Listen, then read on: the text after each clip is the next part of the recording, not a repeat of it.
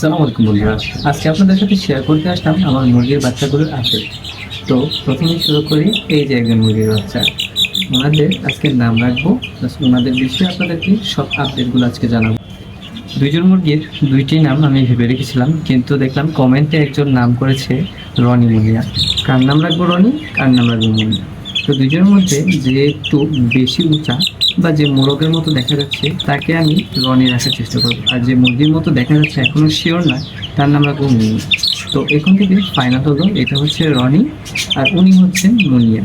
তো ওই দুইজন মাশাআল্লাহ ওদের ফেদার এসে গেছে, আপনারা যদি একটু ভালো করে দেখতে পারেন ওদের ফুল ফেদার এসে গেছে, ওদের ফেদার কালার আসা শুরু হয়েছে।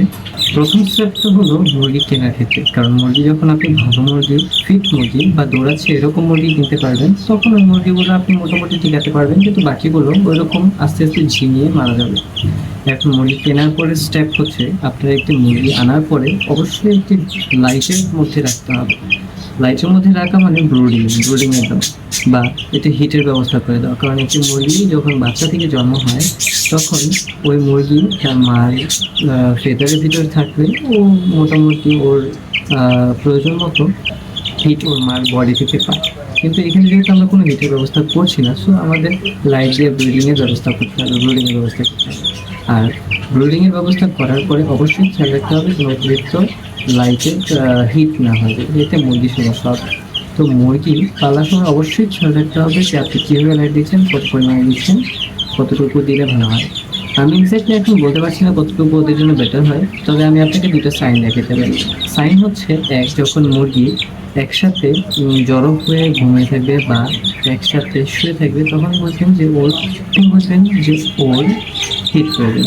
আর যখন দেখবেন যে দুটো ছাড়া হয়ে আলাদা আলাদা শুয়ে আছে বা বসে আছে তখন বুঝবেন যে ওদের হিটটা বেশি হয়ে গেছে। তো এই দুটো সিস্টেমে আপনি বুঝতে পারবেন যে মুরগি ব্রুডিংয়ের জন্য কীভাবে আপনি আপনার ঘরেই সেট আপ করে দিতে পারবেন। একটি লাইট 100 পাওয়ারের লাইট অথবা 25 পাওয়ারের লাইট যদি আপনি আপনার মতো কেবল কানেকশন দিয়ে আপনি নিজের মতো করে নিতে পারবেন। তো আমি প্রথমে যেটা করেছি, প্রথমে এদেরকে একটি লাইটের মাধ্যমে হিট দিয়েছি, যদিও এই ভিডিওগুলো আপনাদেরকে দেওয়া হয়নি, কিন্তু হিট দিয়েছি। হিট দেওয়ার পর সবচেয়ে গুরুত্বপূর্ণ বিষয় একটি যেটা মাথায় রেখেছি ওইটা হচ্ছে যে এগুলোকে প্রপার পরিষ্কার, প্রপার খাবার, প্রপার পানি আর প্রপার মেডিসিন দিয়ে রেখেছি। কারণ প্রপার যদি খাবার আর মেডিসিন না দিই তাহলে এগুলোকে বাঁচানো সম্ভব না। যেহেতু আপনারা কিনেছেন অলরেডি জানেন যে এগুলো মুরগি 6-7 দিনের মধ্যে মারা যায়, কিন্তু আমার মুরগিগুলো দেখেন সবগুলো সুন্দর বড় বড় ফেদার এসেছে। আমি যেটা ভাবছি এগুলো লেয়ার মুরগির মতো হবে, এখনো বোঝা যাচ্ছে না। বড় হলে পরে আপনাদের সাথে শেয়ার করবো, এদের প্রত্যেকটা আপডেট আপনাদের সাথে শেয়ার করবো কীভাবে এগুলো বড় হচ্ছে। তো যেটা বলছিলাম যে মুরগি যদি আপনি ভালো করে এরকম ফিট রাখতে চান তাহলে সবসময় খাবার দিয়ে রাখতে হবে, পানি দিয়ে রাখতে হবে আর পরিষ্কার পানি দিতে হবে। আর সবসময় পরিষ্কার রাখার চেষ্টা করতে হবে। প্রত্যেক দিন না হলে প্রতি 2 দিনে একবার মুরগির যে খাঁচা রাখবেন ওই জায়গায় পরিষ্কার করে রাখতে হবে। আর এগুলো মুরগি যেহেতু আমরা খাঁচায় ফেলে বড় করতে পারি সেহেতু খাঁচায় রাখতে কোনো সমস্যা হবে না, কিন্তু আপনি চাইলে এই মুরগিগুলো নিচে রেখে ছেড়ে দিতে পারেন। এই মুরগিগুলো আপনাদের মতো ছেড়ে পালতে পারবেন। আমি কি করি, প্রতি শুক্রবার যেহেতু আমার ডিউটি অফ থাকে, সো আমি প্রতিদিন সকালবেলা এসে আগে সবগুলো খাঁচা ক্লিন করার পর সবগুলো মুরগি ওদের জায়গা মতো ছেড়ে দিই বা এই বারান্দার মধ্যে ছেড়ে দিই, ওরা ওদের মতো ধৈর্যই করে। তারপরে আবার একটু ক্লিন করতে হয়, কিন্তু মুরগিগুলোকে পালতে হলে তো এগুলো করতেই হবে। তো ওইভাবে মুরগিগুলোকে পালছি। আর আপনারা দেখছেন এদের আপডেট, এরা ঠিকঠাক মতো বড় হচ্ছে। আর পিছনে দেখতে পাচ্ছেন আমার বাজিগুলো, জাবাগুলো এবং সবগুলো ব্রিডিং পেয়ারগুলো। তো এই পাখিগুলো এখন মোটামুটি ভালোই ফ্যামিলি আছে, ওরা ব্রিডিং করছে। আশা করি কিছুদিনের মধ্যেই ওরা ডিম দিয়ে দিবে আমার যতটুকু হয়। আর একটা জিনিস খেয়াল রাখবেন, আপনার কাছে যে কোনো ধরনের ফল আনেন ওই সবগুলো ফলেরই একটু একটু অংশ আপনি দেওয়ার চেষ্টা করবেন, দেখবেন কোনটা খায় কোনটা খায় না। আমি আজকে পেয়ারা এনে শিখছি, আমার পাখিগুলো, জাবা পাখিগুলো সবগুলোকে একটু পেয়ারা দিয়েছি।